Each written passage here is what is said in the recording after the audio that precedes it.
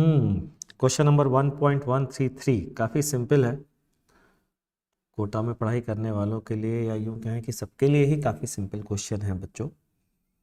Two stationary fields given है, अगर आप क्वेश्चन समझ पाएँ, शर्त ये है। और इनके ना आपसे बोला गया है कि आपको बताना है find out whether fields are potential और नॉट, मतलब कंजर्वेटिव हैं या नहीं है। और आपको पता ही है कि कैसे पता किया जाता है।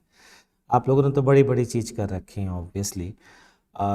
आपने कर्ल ऑफ एफ अगर ज़ीरो है तो हालांकि इस क्वेश्चन के लिए आप बता सकते हैं कि कंजर्वेटिव है या नहीं है, क्योंकि आपको पता ही होगा कि अगर 2 डायमेंशन का फोर्स है तो del F x by del Y जो है वो अगर बराबर है del F Y by del X के तो ये कंजर्वेटिव होगा, ठीक है ना। अदरवाइज ये कंजर्वेटिव नहीं होगा। तो जैसे यहाँ की बात करें तो एफ एक्स की वैल्यू ए वाई दी है ना, और एफ वाई की वैल्यू तो मैं ज़ीरो ही मानूंगा बच्चों, ठीक।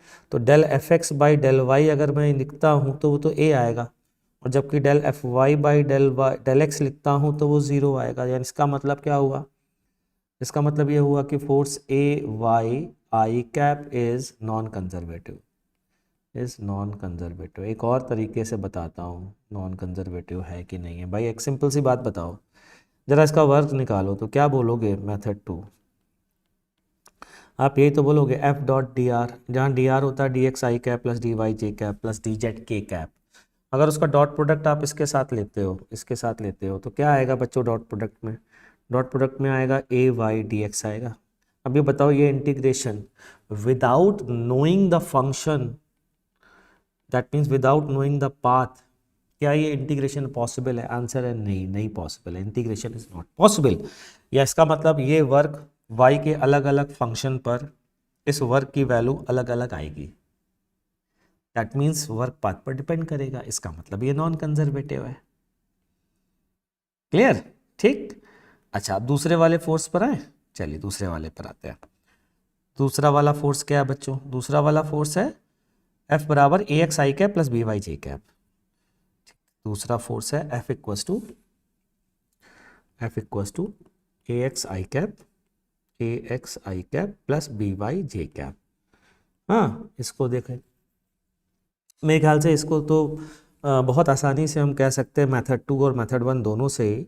Del F x by del Y अगर हम देखते हैं तो del by del y of f x कितना है? ए एक्स है। और कितना आएगा ये? ज़ीरो, क्योंकि ये वाई का फंक्शन तो है ही नहीं यार। तो बहुत आसान क्वेश्चन हो गया। और इसी तरीके से del F Y by del X भी ज़ीरो आ रहा है। तो इसका मतलब ये फोर्स कैसा हो गया? कंजर्वेटिव। चलिए क्वेश्चन खत्म हो गया है।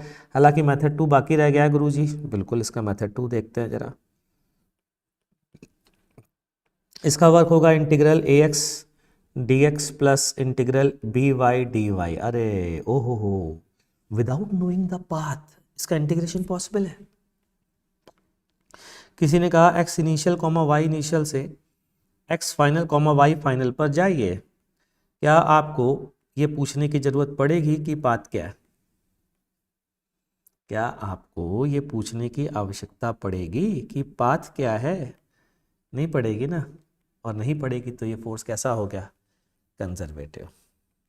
मेरे ख्याल से मैं आपको समझा पाया हूँ। फिर भी कोई डाउट रहता है तो कमेंट सेक्शन पे कमेंट करिए। कोशिश करूँगा कि आपके डाउट को क्लियर कर सकूँ। मिलते हैं नेक्स्ट क्वेश्चन के साथ।